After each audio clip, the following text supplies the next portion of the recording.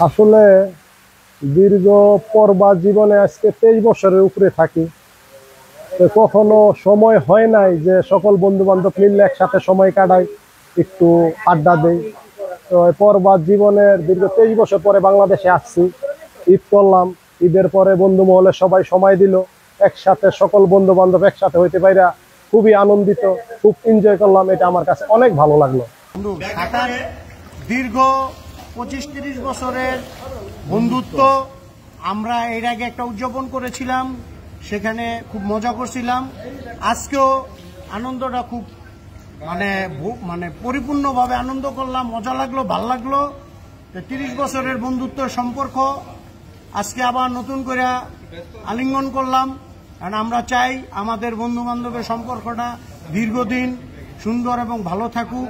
মন মালিন্য, ঝগড়া বিভেদ বন্ধু বান্ধবের মধ্যে থাকেই, মান অভিমান থাকেই, এগুলো সব ভুলে আমরা একসাথে সবাই চলবো। আসলে আমাদের এই বন্ধুত্বটা একদিনের বা এক মাসের বা এক বছরের না, আমাদের দীর্ঘ 30 বছরের পথ চলা। সেই স্কুল জীবন থেকে আমাদের এই সার্কেলটা আছি। আমরা প্রতি বছরই চেষ্টা করি যাতে একটু আড্ডা মারতে পারি, সেই পুরনো স্মৃতিগুলি স্মৃতিচারণ করি। এটি আমাদের একটা আনন্দ। আসলে মানুষ তো হাত মতের কথা বলা যায় না, সব বন্ধুরা জানে যে আমরা একসাথে আসতে পারি। এটার জন্য আমি মনে করি আল্লাহর দরবার লাখ লাখ শুক্রিয়া।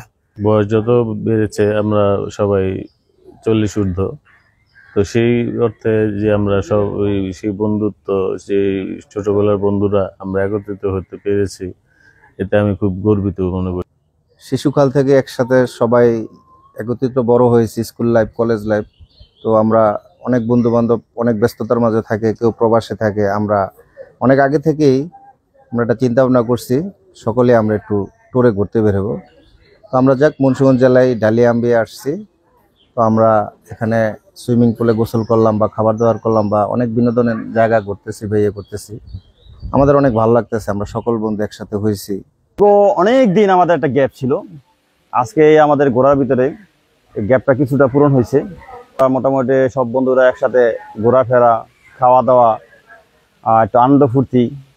অনেকদিন পর আমাদের কাছে মনে হইলো আমরা যে সেই শৈশব জীবনে চলে গেছি, যেটা নিয়ে ছিল আমাদের 12 থেকে 18 বছর, সেই বয়সে আমরা চলে গেছি।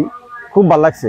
আমরা চাই প্রতি 6 মাস না হইলেও অন্তত বছরে একবার হইলেও আমরা সব ফ্রেন্ডরা মিলে, আর আমাদের বন্ধু সার্কেল অনেক বড়, আরো আমরা যারা আছি এখন যারা উপস্থিত আছি, আরো কিছু আশেপাশে যারা আছে, সবাই মিলে যদি এখন প্রতি বছরে যদি একটা করে আমরা ট্যুর দিই, আমাদের কাছে একটু ভালো লাগবে।